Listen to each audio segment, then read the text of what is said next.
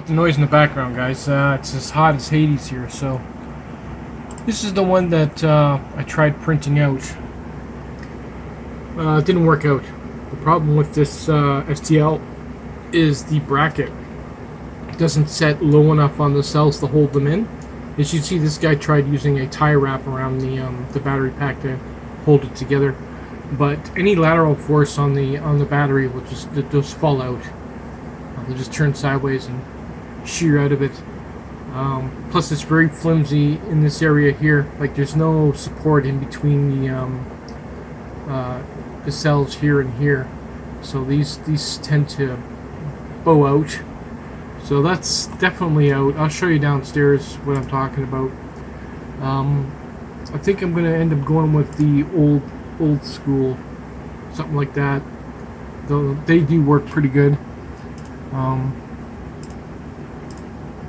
I'll print that out there, and then I can, and like, obviously I can't fit that in the bag because it's 4 not 3. So what I do is I just cut the last row off of it. I'm going to keep looking, see if I can find 3 by 8. But this is 1, 2, 3, 4, 5, 6. So I'm going to keep looking around, see what I can find.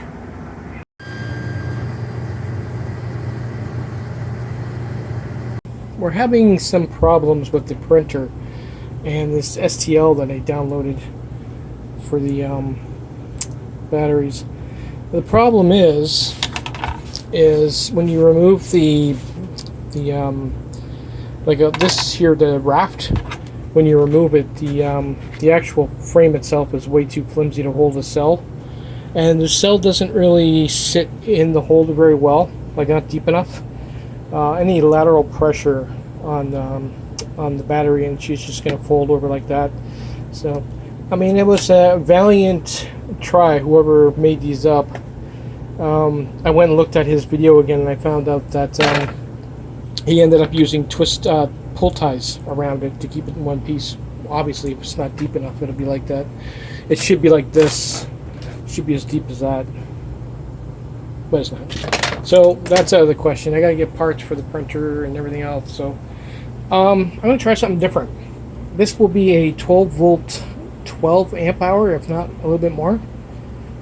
It's gonna have 3, 3, and 3, and then it's gonna have another 3, 3, and 3 stacked on top of that, which will give you about 12 amps or 12 amp hours, 12 amp hour battery. And I should be able to fit it in this brand new case with a BMS silicone to the inside to help cool it, and that'll be great for mounting on the wall in the shed or using on the bike. It'll work. It'll fit too. The only thing I'm going to do to keep these from obviously touching, you don't want it to rub out. Like when you have a set of 3 all in the same direction, all parallel, I'm just going to silicone them together on both sides. And then what I'm going to do to isolate each row like that is I'll put some Tapcon tape on each side of the cells before I silicone them together. That way they won't rub through. There's not going to be much movement in this anyway, so I can't see this actually happening. Once I stuff it in there, it's just enough room to maybe put a really thin piece of foam on the lid, and that'll keep the whole thing from floating around in there. It'll be pretty good. So I got my work cut out for me. I'll show you the glue I'm going to be using. I've already tested it. It's pretty good, actually. This is, just picked this up. It's Gorilla Glue, 100% silicone. Clear, transparent, and it's dry. It's pretty rubbery, so that should be just fine for what we need. Yeah. So let me get these cells together, and then we'll insulate them and tab them. Well, that's it for today. It's been a hot one. It's holding together pretty good. I'm going to give it 24 hours to cure. Even though the tape is in between the phases of the, I would say phases of the battery. Like I said, so you don't have a short here or here, because it's negative and positive basically. Yeah, it should fit pretty good. Fits in there nice and snug. There's a little bit of room to play with, as you can see. Still got room in there for the BMS in the top, which will be any heat that's developed on the BMS will be ejected out the top here through the fins.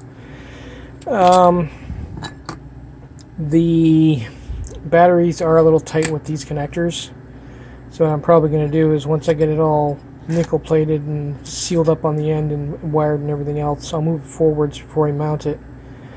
Remove one of these, and the other one I will shave it off flush with the back of this metal and glue it on the outside. Reason for that is because it sticks in there too far and it hits the batteries.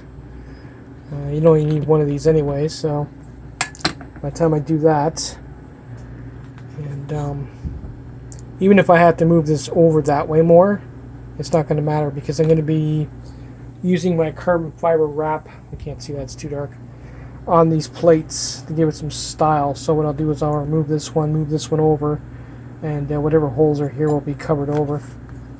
It's going to work. It actually worked pretty good. And this way I could just basically just hang this right on the wall, or hang it on the wall through one of these loops, and or use it on the bike if I want to. That's a 12 volt 12 amp hour. It's not bad. It'll work.